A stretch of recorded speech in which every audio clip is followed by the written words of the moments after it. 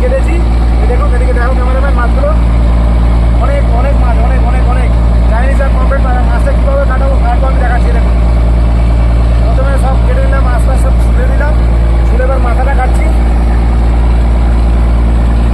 মাছটা দেখেছেন তো কত বড়, দেখলে লোভ লেগে যায়। এগুলো হচ্ছে লোভনীয় মাছ, লোভনীয় মাছ।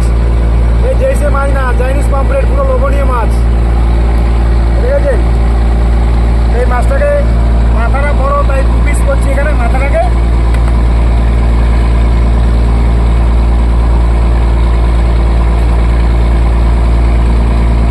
এবার ফুলকাটা ফেলে দিচ্ছি, কেন ফুলকাতে ময়লা থাকে অনেক সময়, আর যা শেষ ভালো তার সব ভালো।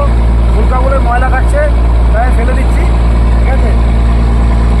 এবার মাছটাকে, যেহেতু বড় মাছ, সেই হিসেবে আমাকে কাটতে হবে।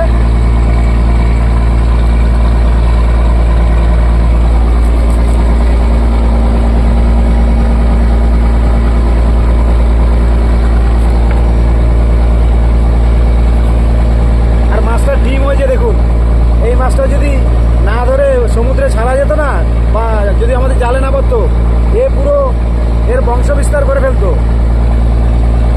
1 2 5 6 7 8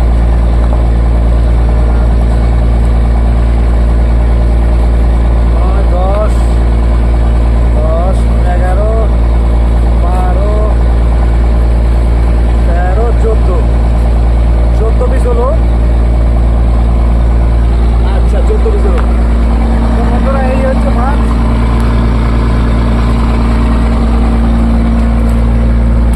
আমাদের রান্নিকে আমি একটু কেটে দিলাম মাছ সব। এই দেখেছেন মাছগুলো, দেখাও দেখি। এই দেখো, দেখেছেন সব মাছ, সব মাছ পমফ্রেট মাছ, সব পমফ্রেট আর পমফ্রেট মাছ। তো আমাদের রান্নিকে, যেহেতু রান্নি থাকলে রান্নিদের সাথে একটু হেল্প করে দিতে হয়।